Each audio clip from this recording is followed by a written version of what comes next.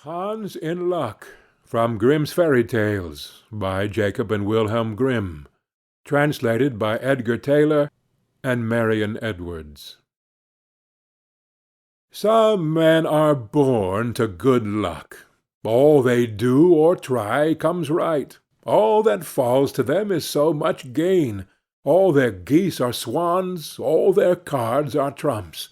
Toss them which way you will, they will always, like poor puss, alight upon their legs, and only move on so much the faster. The world may very likely not always think of them as they think of themselves, but what care they for the world? What can it know about the matter? One of these lucky things was neighbor Hans. 7 long years he had worked hard for his master. At last he said, "Master, my time is up. I must go home and see my poor mother once more. So pray, pay me my wages, and let me go."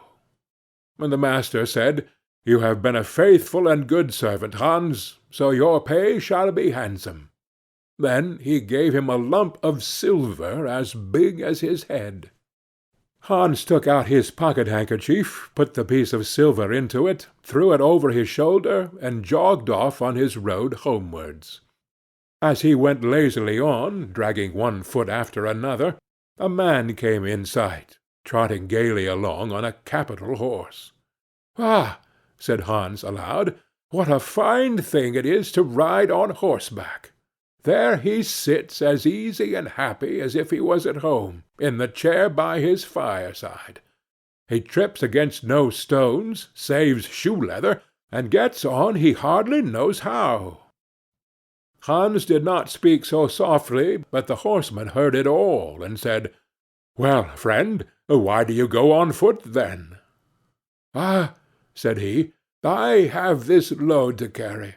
To be sure it is silver, but it is so heavy that I can't hold up my head, and you must know it hurts my shoulder sadly." "Well, what do you say of making an exchange?" said the horseman. "I will give you my horse, and you shall give me the silver, which will save you a great deal of trouble in carrying such a heavy load about with you." "With all my heart," said Hans, "but as you are so kind to me, I must tell you one thing. You will have a weary task to draw that silver about with you."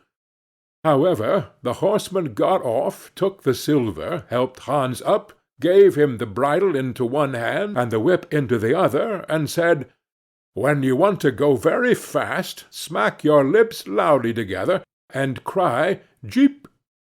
Hans was delighted as he sat on the horse, drew himself up, squared his elbows, turned out his toes, cracked his whip, and rode merrily off, 1 minute whistling a merry tune, and another singing, "No cares and no sorrow, a fig for your morrow, we'll laugh and be merry, sing neigh don derry."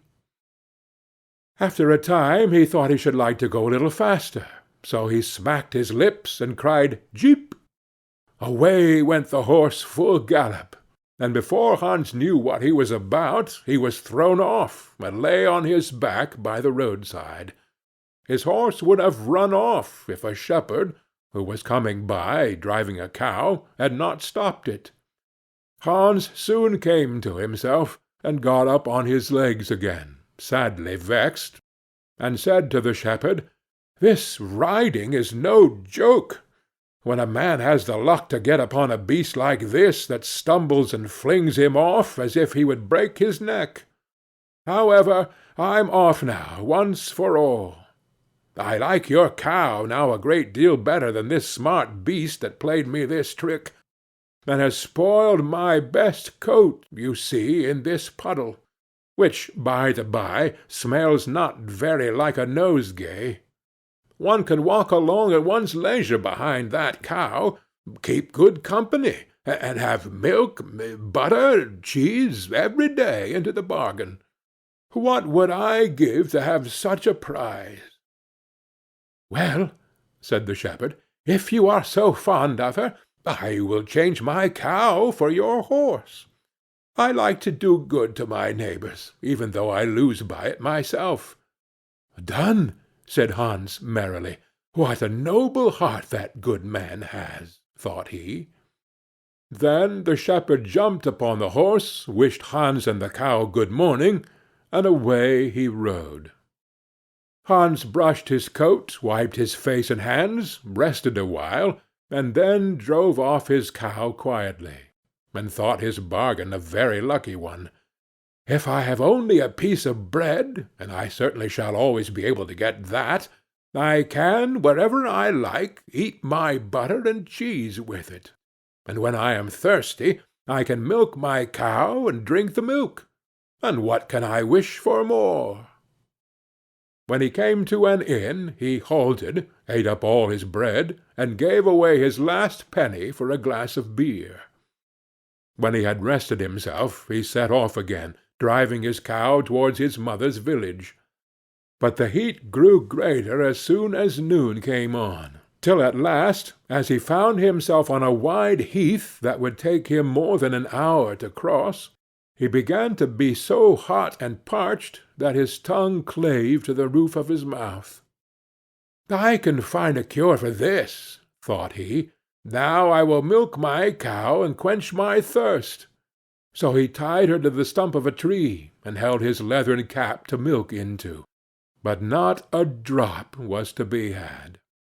Who would have thought that this cow, which was to bring him milk and butter and cheese, was all that time utterly dry?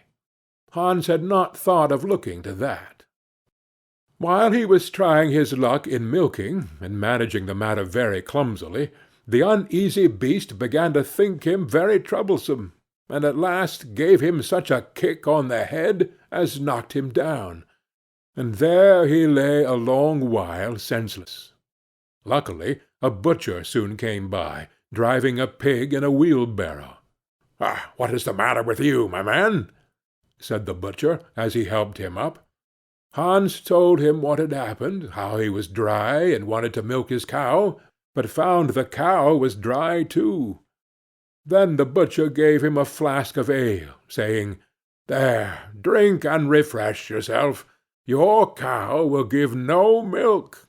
Don't you see she is an old beast, and good for nothing but the slaughter-house?" "Alas, alas!" said Hans, "who would have thought it? What a shame to take my horse and give me only a dry cow! If I kill her, what will she be good for? I hate cow beef. It is not tender enough for me. If it were a pig, now, like that fat gentleman you are driving along at his ease, one could do something with it. It would at any rate make sausages." "Well," said the butcher, "I don't like to say no when one is asked to do a kind neighborly thing. To please you I will change, and give you my fine fat pig for the cow." "Heaven reward you for your kindness and self-denial," said Hans, as he gave the butcher the cow, and taking the pig off the wheelbarrow, drove it away, holding it by the string that was tied to its leg. So on he jogged, and all seemed now to go right with him. He had met with some misfortunes, to be sure, but he was now well repaid for all. How could it be otherwise with such a travelling companion as he had at last got? The next man he met was a countryman carrying a fine white goose. The countryman stopped to ask what was o'clock. This led to further chat, and Hans told him all his luck, how he had had so many good bargains, and how all the world went gay and smiling with him. The countryman then began to tell his tale, and said he was going to take the goose to a christening. "Feel," said he, "how heavy it is, and yet it is only 8 weeks old. Whoever roasts and eats it will find plenty of fat upon it, it has lived so well." "You are right," said Hans, as he weighed it in his hand. "But if you talk of fat, my pig is no trifle." Meantime the countryman began to look grave, and shook his head. "Hark ye," said he, "my brother friend, You seem a good sort of fellow, so I can't help doing you a kind turn. Your pig may get you into a scrape. In the village I just came from, the squire has had a pig stolen out of his sty. I was dreadfully afraid when I saw you that you had got the squire's pig. If you have, and they catch you, it will be a bad job for you. The least they will do will be to throw you into the horse-pond. Can you swim?" Poor Hans was sadly frightened. "Good man," cried he, "pray get me out of this scrape. I know nothing of where the pig was either bred or born, but he may have been the squire's for aught I can tell. You know this country better than I do. Take my pig, and give me the goose." "I ought to have something into the bargain," said the countryman. "Give a fat goose for a pig, indeed! 'Tis not every one would do so much for you as that. However, I will not be hard upon you, as you are in trouble." Then he took the string in his hand, and drove off the pig by a side path, while Hans went on the way homewards free from care. "After all," thought he, "that chap is pretty well taken in. I don't care whose pig it is, but wherever it came from, it has been a very good friend to me. I have much the best of the bargain. First there will be a capital roast. Then the fat will find me in goose-grease for 6 months. And then there are all the beautiful white feathers. I will put them into my pillow, and then I am sure I will sleep soundly, without rocking. How happy my mother will be! Talk of a pig, indeed! Give me a fine fat goose." As he came to the next village, he saw a scissor-grinder with his wheel, working and singing. "O'er hill and o'er dale, so happy I roam, work light and live well, all the world is my home. Then who so blithe, so merry as I?" Hans stood looking on for a while, and at last said, "You must be well off, Master Grinder. You seem so happy at your work." "Yes," said the other, "mine is a golden trade. A good grinder never puts his hand into his pocket without finding money in it. But where did you get that beautiful goose?" "I did not buy it. I gave a pig for it." "Ah, and where did you get the pig?" "I gave a cow for it." "And the cow?" "I gave a horse for it." "And the horse?" "I gave a lump of silver as big as my head for it." "And the silver?" "Oh, I worked hard for that 7 long years." "You have thriven well in the world hitherto," said the grinder. "Now, if you could find money in your pocket whenever you put your hand in it, your fortune would be made." "Very true. But how is that to be managed?" "How? Why, you must turn grinder like myself," said the other.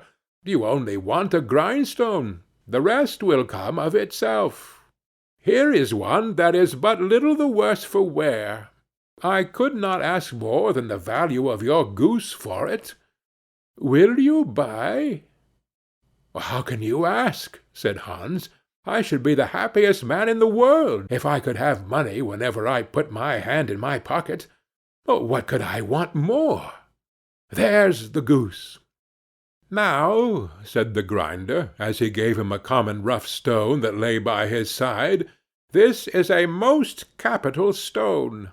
Do but work it well enough, and you can make an old nail cut with it." Hans took the stone and went his way with a light heart. His eyes sparkled for joy, and he said to himself, "Surely I must have been born in a lucky hour. Everything I could want or wish for comes of itself. People are so kind. They seem really to think I do them a favor in letting them make me rich, and giving me good bargains." Meantime he began to be tired, and hungry too, for he had given away his last penny in his joy at getting the cow. At last he could go no farther, for the stone tired him sadly, and he dragged himself to the side of a river, that he might take a drink of water and rest awhile. So he laid the stone carefully by his side on the bank, but, as he stooped down to drink, he forgot it, pushed it a little, and down it rolled plump into the stream. For a while he watched it sinking in the deep clear water, then sprang up and danced for joy, then again fell upon his knees and thanked heaven, with tears in his eyes, for its kindness in taking away his only plague, the ugly heavy stone. "How happy am I!" cried he. "Nobody was ever so lucky as I." Then up he got with a light heart, free from all his troubles, and walked on till he reached his mother's house, and told her how very easy the road to good luck was. End of Hans in Luck,